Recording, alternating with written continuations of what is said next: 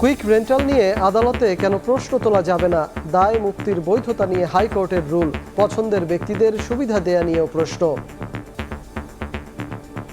আদালতের এখতিয়ার রদ করতে পারে এমন কোনো তো আইন হতে পারে না। যাদের সাথে সরকারের দহরম বেশি তারাই হাজার হাজার কোটি টাকা লাভবান হয়েছে। কোনো সভ্য রাষ্ট্রে কোনো মন্ত্রী এরকম একক ক্ষমতা থাকতে পারে না।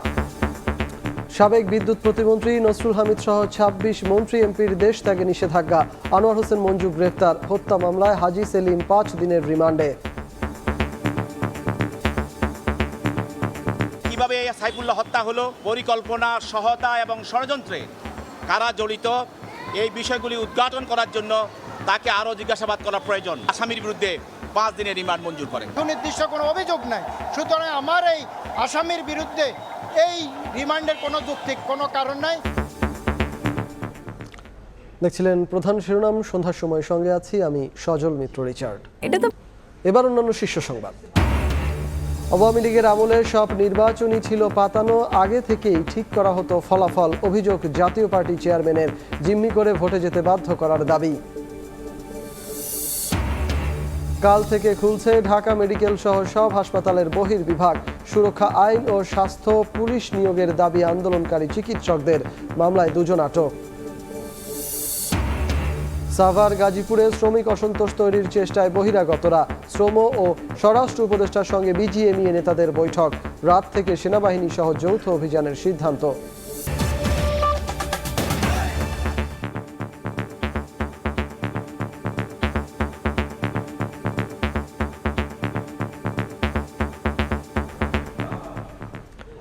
কুইক রেন্টাল বিদ্যুৎ নিয়ে আদালতে প্রশ্ন তোলা যাবে না, দায় মুক্তি দিয়ে করা এমন আইন কেন অবৈধ নয় জানতে চেয়ে রুল জারি করেছেন হাইকোর্ট। ৪ সপ্তাহের মধ্যে অন্তর্বর্তী সরকারকে এর জবাব দিতে বলা হয়েছে। একই সঙ্গে পছন্দের ব্যক্তিদের কুইক রেন্টালের সুবিধা দেয়া নিয়েও প্রশ্ন উঠেছে আদালতে। রিটকারী আইনজীবী বলছেন, সভ্য দেশে দায় মুক্তির কোনো আইন থাকতে পারে না। দেশের বিদ্যুৎ ঘাটতিকে পুঁজি করে ঘরে ঘরে আলো দেওয়ার প্রতিশ্রুতি বাস্তবায়ন করতে গিয়ে শেখ হাসিনা সরকার ২০১০ সালে পাশ করে দ্রুত বিদ্যুৎ ও জ্বালানি সরবরাহ বিশেষ বিধান। জ্বালানি খাতের এই বিতর্কিত আইনের দোহাই দিয়েই টেন্ডার ছাড়াই প্রকল্প বাস্তবায়নের সুযোগ দেওয়া হয়। লুফে নেন আওয়ামী লীগ সরকারের ঘনিষ্ঠ প্রভাবশালী ব্যবসায়ীরা। মাত্র কয়েক বছরে গড়ে ওঠে কুইক রেন্টাল নামে ক্ষুদ্র বিদ্যুৎ উৎপাদন কেন্দ্র।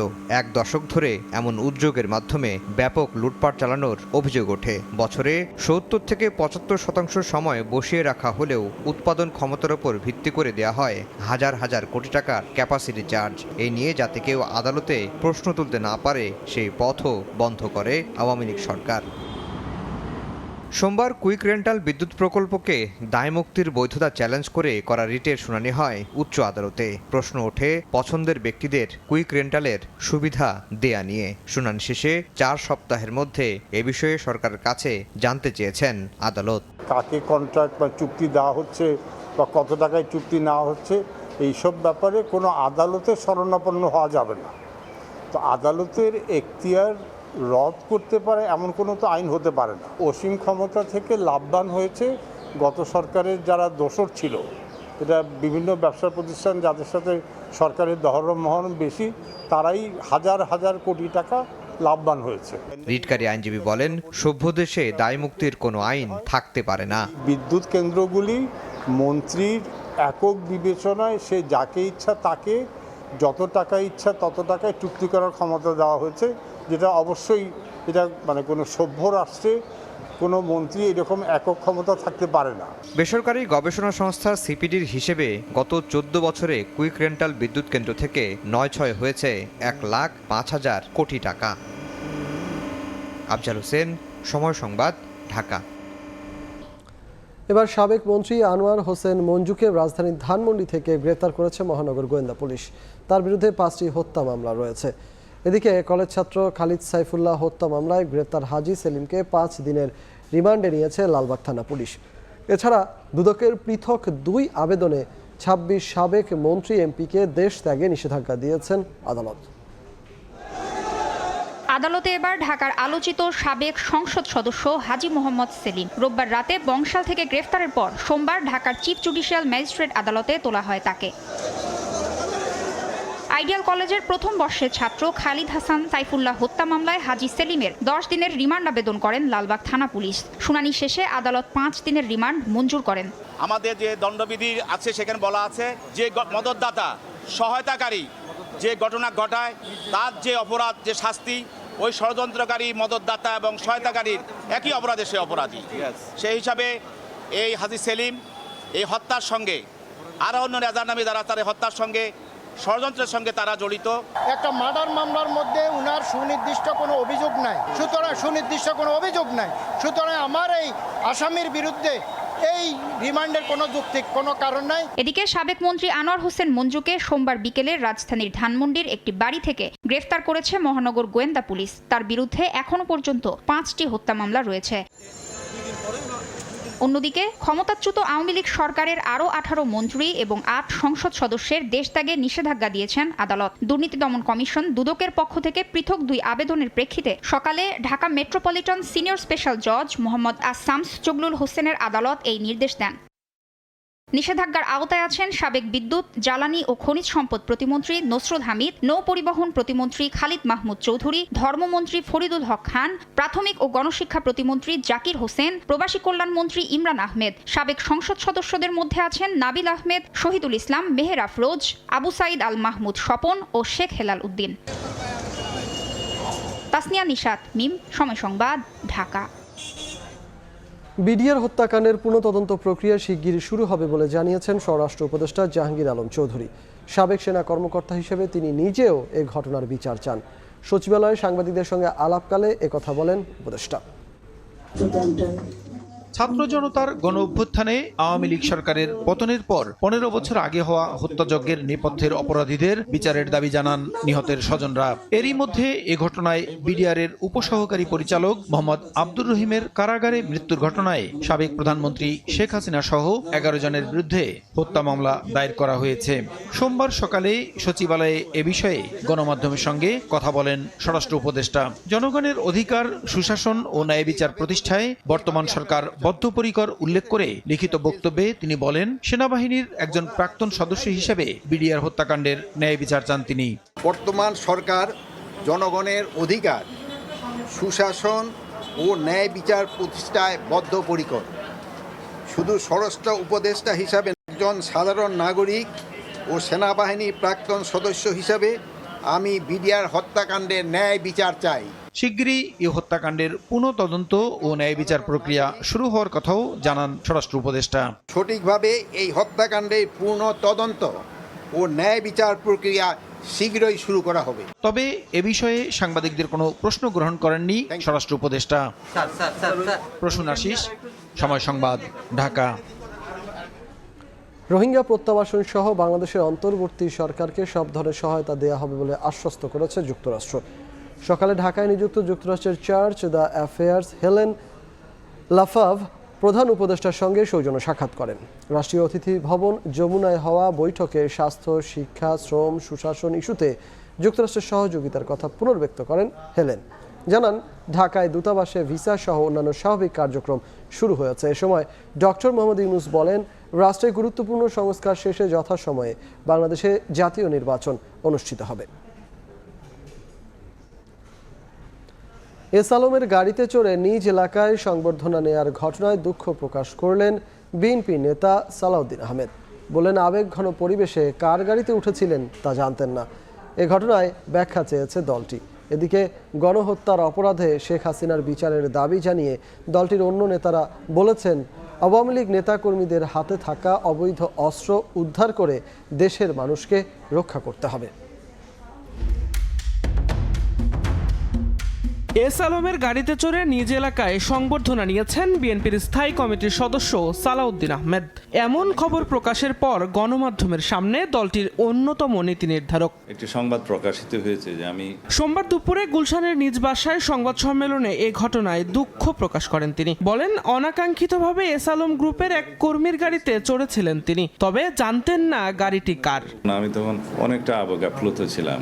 তখন আমার মনের অবস্থা ছিল না যে আমি কোন গাড়িতে কার গাড়িতে উঠছি ইত্যাদি খোঁজ নেয়ার। আমার এই অসাবধানতা এবং অনিচ্ছাকৃত ভুলের জন্য যদি আমি দেশবাসীর মনে কষ্ট দিয়ে থাকি এবং অনুভূতিতে আঘাত দিয়ে থাকি, সেজন্য আমি দুঃখ প্রকাশ করছি।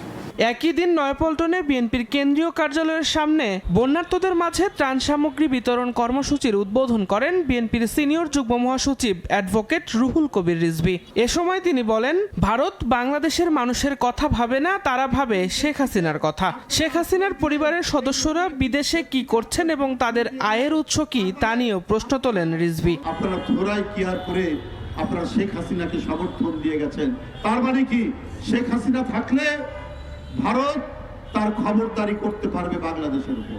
এদিকে জাতীয় প্রেস ক্লাবের সামনে তৃণমূল নাগরিক আন্দোলনের অবস্থান কর্মসূচিতে যোগ দেন বিএনপি চেয়ারপারসনের উপদেষ্টা জয়নুল আবেদিন ফারুক। বলেন, যৌথ বাহিনীর অভিযানে সব অবৈধ অস্ত্র উদ্ধার করা না গেলে আওয়ামী সন্ত্রাসীরা যে কোনো সময় মাথাচাড়া দিয়ে উঠতে পারে। সেনাবাহিনী যৌথ মাঠে নামবেন। বাংলাদেশের প্রতিটা আওয়ামী লীগের কাছে সবচেয়ে লেটেস্ট অস্ত্র আছে, এদেরকে ধরে আনতে হবে। এই অস্ত্র যদি উদ্ধার না করতে পারে, বাংলাদেশে আপনাদের পক্ষে নির্বাচন করা কঠিন হয়ে যেতে পারে। আওয়ামী লীগ ক্ষমতায় থাকাকালে সব গুম, খুন ও নির্যাতনের বিচারও দাবি করেন বিএনপির এই নেতা। এত জঘন্য সরকার। দিন মোহাম্মদ সাব্বির, সময় সংবাদ, ঢাকা। বাংলাদেশে পরবর্তী নির্বাচন আয়োজন নিয়ে কোনো মন্তব্য করবে না চীন। জামায়াতের আমিরের সঙ্গে বৈঠক শেষে কথা বলেছেন দেশটির রাষ্ট্রদূত ইয়াওইয়েন। বিকেলে রাজধানীর মগবাজারে দলটির প্রধান কার্যালয়ে চীনা রাষ্ট্রদূতের সঙ্গে বৈঠক করেন জামায়াতের আমির ডাক্তার শফিকুর রহমান। পরে তিনি বলেন, আগামীতে বাণিজ্যিক সংস্কৃতির উন্নয়নে বাংলাদেশ চীন একসঙ্গে কাজ করবে। দ্রুত রোহিঙ্গা প্রত্যাবাসনেও পাশে থাকার আশ্বাস দিয়েছে চীন। I say it is internal affair of Bangladesh, so we'll respect the decision made by the people of Bangladesh. We're respectful.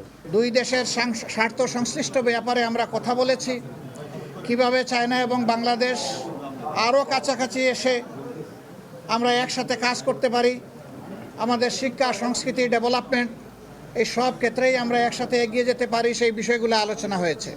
অনুরোধ করেছি ওনাদেরকে আমাদের দেশের ডেভেলপমেন্ট পার্টনার হিসেবে গুরুত্বপূর্ণ পার্টনার হচ্ছে পিপলস রিপাবলিক অফ চায়না। আমরা আশা করেছি এবং আমরা অনুরোধ করেছি তারা যেন বাংলাদেশে তাদের ইনভেস্টমেন্টকে আরও বেশি ইনক্রিজ করেন। আওয়ামী লীগ সরকারের আমলে সব নির্বাচনই ছিল পাতানো, আগে থেকেই ঠিক করা ছিল ফলাফল, এমন অভিযোগ করেছেন জাতীয় পার্টির চেয়ারম্যান জি.এম. কাদের। আইন শৃঙ্খলা বাহিনী দিয়ে ভয় ভীতি ও জিম্মি করে নির্বাচনে যেতে বাধ্য করার দাবিও তার। সময় সংবাদকে দেয়া একান্ত সাক্ষাৎকারে তিনি বলেছেন, দলে বিভাজন সংসদ ও কর্মসূচিতেও প্রভাব বিস্তার করত তৎকালীন ক্ষমতাসীন দলটি। এখন স্বাধীনভাবে রাজনীতি করতে চান তারা। নাজমুস সালেহীর প্রতিবেদন। জাতীয় পার্টির বর্তমান চেয়ারম্যান গোলাম মোহাম্মদ কাদেরের দাবি, সে সময় এরশাদকে ফাঁসির ভয় দেখিয়ে জোরপূর্বক নির্বাচনে যেতে বাধ্য করে হাসিনা সরকার। এমনকি নির্বাচনে আওয়ামী লীগই করেছে তাদের প্রচারণার কাজ। উনি শেষ মুহূর্তে নির্বাচনে যাবেন না বলেছেন, ডিক্লেয়ার দিলেন। আমরা সবাইকে উইথড্র করতে বলেন, আমরা উইথড্র করলাম। ওনাকে নিয়ে যে ঢোকানো হলো সিএমএইচ, এবং সেখানে তাকে বিভিন্ন ধরনের ব্ল্যাকমেইল করা হলো এবং তাকে আমরা যতটুকু শুনেছি তাকে হত্যা মামলা দিয়ে তাকে ফাঁসি দেওয়া হবে, এরকম একটা বন্দোবস্ত করা হলো। ফলে উনি সামান্য কিছু লোক নিয়ে শেষে আসতে বাধ্য হলেন। আমাকে বলা হয়েছিল যে আপনি শুধু বলেন যে আমি নির্বাচনে আছি, তাহলে আপনি নির্বাচনে জিততে পারবেন। 2018 সালের নির্বাচনে অংশগ্রহণ প্রসঙ্গে জি.এম. কাদের বলেন, দলীয় সরকারের অধীনে ভোটে অংশ নেওয়ার দায় বিএনপিরও আছে। আর 2024 সালের নির্বাচনকে পাতানো আখ্যা দিয়ে জি.এম. কাদের বলেন, ভোটে না যাওয়ার সিদ্ধান্তের পরপরই তাকে আইন শৃঙ্খলা রক্ষা বাহিনী দিয়ে জিম্মি করা হয়। নির্বাচন তারা পাতানো করেছে। 17 তারিখে আমি উইথড্র করার সিদ্ধান্ত নিয়েছি। আমাদের দুজন সিনিয়র নেতাকে আমি বলেছি আমি কালকে উইথড্র করব, সেইভাবে প্রস্তুতি নিয়েছি। আমি লেখা চিঠিপত্র করে ইলেকশন কমিশনে পাঠানোর জন্য লোক পাঠিয়ে এই সময় কথা বলতে বলতে বলতেই দেখলাম যে আমার অফিসটা সম্পূর্ণভাবে ঘেরাও করে ফেলা হলো এবং সমস্ত আইন শৃঙ্খলা রক্ষাকারী বাহিনী একেবারে আমার দরজা থেকে শুরু করে সাংবাদিক দাদি সব করে দিয়ে চারপাশে আমার লোককে বের করে দিয়ে দরজাঘাট বন্ধ করে দিয়ে আমাকে একেবারে অবরুদ্ধ করে ফেলা হলো। দলে বিভাজন, সংসদ এমনকি কর্মসূচিতেও আওয়ামী লীগ প্রভাব বিস্তার করত বলেও দাবি জিএম কাদেরের। নিয়ন্ত্রণগত যে দলের মধ্যে একটা ভাগ সৃষ্টি করে যদি আমি কাউকে কোনো কিছু করতে চাই সেরকম কিছু, তাহলে ওই ভাগকে মানে একটা তাদেরকে আমার থেকে দল থেকে ছুটিয়ে নিয়ে যাওয়া, আমার দলের লোকদেরকে বিভিন্নভাবে প্রেশার করা, এমনকি পার্লামেন্টেও যে লাস্ট যেটা হয়েছিল সেখানেও তারা এমনভাবে মানে যেহেতু তারা ম্যানিপুলেট করেছে সব ইলেকশন, আমরা যখন কোনো প্রস্তাব নিতে যাই তখন এমপিদের উপর প্রেশার, যদি আমরা সংসদে কিছু করতে চাই, দলের মধ্যে যদি কোনো রকম সেরকম প্রোগ্রাম দিতে যাই দলের একটা অংশ ওটা রাজি হচ্ছিল না। ওই ডিভিশনটা তারা ক্রিয়েট করে রেখেছিল আর্টিফিশিয়ালি, এবং যে কোনো সময় দলের মধ্যে একটা ঐক্যবদ্ধ দল রাখা সম্ভব হতো না, কষ্ট হতো।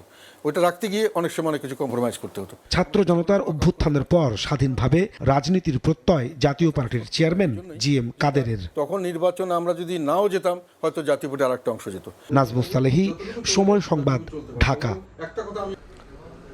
বহিরাগতরা সাভার, আশুলিয়া ও গাজীপুরে শ্রমিক অসন্তোষ তৈরির চেষ্টা করছে। বিষয়টি নিয়ে স্বরাষ্ট্র ও শ্রম উপদেষ্টার সঙ্গে বৈঠক করেছেন বিজিএমইএ ও বিকেএমইএর নেতারা। স্বরাষ্ট্র উপদেষ্টা তাদের জানিয়েছেন রাত থেকেই শিল্প এলাকায় সেনা পুলিশ যৌথ অভিযান শুরু করবে। দীর্ঘদিন ধরে বিদ্যুৎ ও জ্বালানি সংকট সহ নানা সংকটে দেশের পোশাক খাত। ৫ আগস্ট শেখ হাসিনা সরকারের পতনের পর নতুন করে যোগ হয়েছে নিরাপত্তা সংকট। বন্ধ রয়েছে ৮ শতাধিক কারখানা। সোমবার বিকেলে Bangladesh garments buying house association আয়োজিত শিল্প খাতের সংকট ও উত্তরণের উপায় শীর্ষক আলোচনায় একথা তুলে ধরেন ব্যবসায়ীরা। সমস্যা সমাধানে কার্যকর পদক্ষেপ দাবি করেন তারা। বহিরাগতরা আসছে এবং তারা যে দাবি নিয়ে আসছে, you'll be amazed to hear তাদের যে দাবি। তারা চাচ্ছে যে আমাদের ছেলেদেরকে বেশি করে অ্যাপয়েন্টমেন্ট দিতে হবে, নিরাপত্তা, আমাদের ইনফ্রাস্ট্রাকচার, গ্যাস, আমাদের ইলেকট্রিসিটি, যাতে করে আমরা আমাদের পোর্ট পর্যন্ত মালটা পৌঁছাতে পারি। এদিকে বিকেলে সচিবালয়ে বিজিএমইএ, বিকেএমইএ এবং শ্রমিক প্রতিনিধিদের সঙ্গে বৈঠক করেন শ্রম ও কর্মসংস্থান উপদেষ্টা আসিফ মাহমুদ সজীব ভুইয়া। বৈঠক শেষে বিকেএমইএ সভাপতি বলেন, বহিরাগতরা অযৌক্তিক দাবি নিয়ে শ্রমিক অসন্তোষ তৈরি করে কারখানায় বিশৃঙ্খলা করার চেষ্টা করছে। এ বিষয়ে উপদেষ্টাকে অবহিত করা হয়েছে। ম্যাক্সিমাম ফ্যাক্টরিতে কিন্তু কর্মরত অবস্থায় বাইরে থেকে এসে তাদেরকে হামলা করে ওখান থেকে বের করে নেওয়ার চেষ্টা করা হয়েছে, এবং সেখানে যে দাবি দাওয়াগুলি আছে বিগত দিনে কখনোই আমরা এই ধরনের কোনো দাবি দেখিনি। এরপর বিজিএমইএ সভাপতির নেতৃত্বে প্রতিনিধি দল দেখা করেন স্বরাষ্ট্র উপদেষ্টার সঙ্গে। বৈঠক শেষে বিজিএমইএ সভাপতি জানান, পোশাক শিল্পের নিরাপত্তায় সাভার, আশুলিয়া, গাজীপুরে রাত থেকেই সেনাবাহিনী, শিল্প পুলিশের যৌথ অভিযান শুরু হবে। যৌথ অভিযান শুরু হবে আর্মি, ইন্ডাস্ট্রিয়াল পুলিশ এবং দরকার হলে বিজিবি, র্যাবকে ইনভলভ করে ওনারা অল আউট আজকে যাবে, যে যারা এই শিল্পকে ধ্বংস করার চেষ্টা করছে বহিরাগত, তাদের বিরুদ্ধে। মঙ্গলবার পরিস্থিতি পর্যবেক্ষণ করে পরবর্তী সিদ্ধান্ত নেওয়া হবে বলে জানান বিজিএমইএ সভাপতি। ফরহাদুর রহমান, সময় সংবাদ, ঢাকা। সরকারি কর্মচারীদের সম্পদের হিসাব দিতেই হবে। সুনির্দিষ্ট ফর্ম তৈরি ও জমা দেওয়ার পদ্ধতি নির্ধারণে ৫ সদস্যের কমিটি করা হয়েছে। ১৫ দিনের মধ্যে নির্দেশনা তৈরি শেষ করে জানানো হবে বলে কবে কোথায় জমা দিতে হবে। দুপুরে সচিবালয়ে একথা জানিয়েছেন জনপ্রশাসন মন্ত্রণালয়ের সিনিয়র সচিব মোহাম্মদ মোখলেসুর রহমান। কেউ সম্পদের হিসেব জমা না দিলে ব্যবস্থা নেওয়া হবে বলেও জানান তিনি। আগে আমরা মনে করতাম শুধু কর্মকর্তাদের দিতে হবে যারা ট্যাক্স পেয়েবল, কিন্তু দেখা গেছে চতুর্থ শ্রেণীর কর্মচারী, পিওন অথবা আমরা কি বলবো যে ড্রাইভার ৪০০ কোটি টাকা অথবা ৯ কোটি টাকা এরকম তো পাওয়া যাচ্ছে। দুর্নীতি দমন কমিশনের সেক্রেটারি সাহেবকে আহ্বায়ক করে ৫ সদস্য একটা কমিটি অলরেডি করে দেওয়া হয়েছে। কার কত কি সম্পদ এটা দিলে আমি মনে করি পরিবারগুলো সেভ হবে। এই কমিটি আমাদেরকে 7 দিন দেবে, আমরা হয়তো আরও 7 দিন এটা টাইম নেব। উইদিন 15 ডেজ আমরা হয়তো এটা অফিসে পৌঁছে দেবো। সেইখানে টাইমলাইন বলা থাকবে কবে জমা দিবে। আবার বাড়ল বোতলজাত এলপিজির দাম। ১২ কেজির সিলিন্ডারের দাম ৪৪ টাকা বেড়ে হয়েছে ১,৪২১ টাকা। গ্রাহকরা বলছেন হঠাৎ এমন মূল্য বৃদ্ধি বাড়তি চাপ সৃষ্টি করবে। আর এনার্জি রেগুলেটরি কমিশন বলছে খুচরায় দাম নিয়ে কারসাজি হলে নেওয়া হবে ব্যবস্থা। আবাসিক থেকে শিল্প গ্রাহক, তীব্র গ্যাস সংকটে নাকাল অবস্থা সর্বত্র। দিনের অধিকাংশ সময় রাজধানীসহ দেশের বিভিন্ন এলাকায় কমে যায় গ্যাসের চাপ, যার প্রভাব পড়ে গৃহস্থালী থেকে ব্যবসা বাণিজ্যেও। এমন অবস্থায় অনেকেরই ভরসা এলপিজি সিলিন্ডারের উপর। তবে এবার সেই পণ্যটির দামও যাচ্ছে সাধারণের নাগালের বাইরে। সোমবার আবারও বাড়ানো হলো এর দাম। ৪৪ টাকা বাড়িয়ে ১২ কেজির বোতলজাত বেসরকারি এলপিজির দাম ১৩৭৭ থেকে ১৪২১ টাকা নির্ধারণ করা হয়েছে। দেশের এমন অবস্থায় দাম না কমিয়ে উল্টো বাড়ানোকে নিজেদের উপর বাড়তি চাপ বলে মনে করছেন ভোক্তারা। তাদের অভিযোগ, এনার্জি রেগুলেটরি কমিশন দাম নির্ধারণ করে দিলেও বাজারে থাকে উল্টো চিত্র।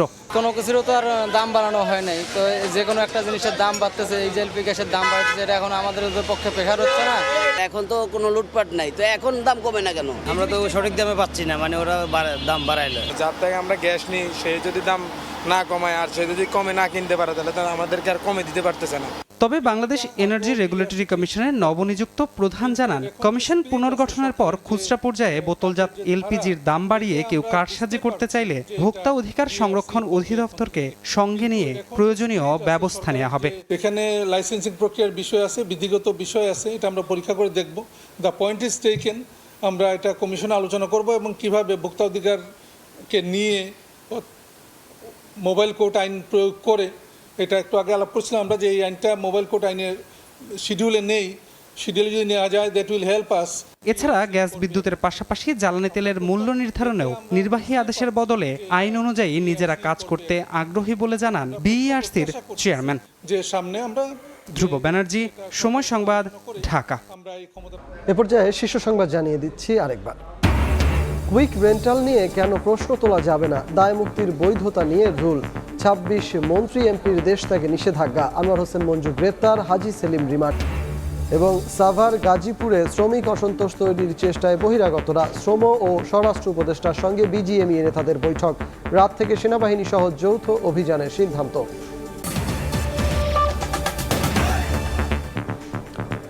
এই ছিল সন্ধ্যার সময়ে, সঙ্গে থাকুন সময়ের।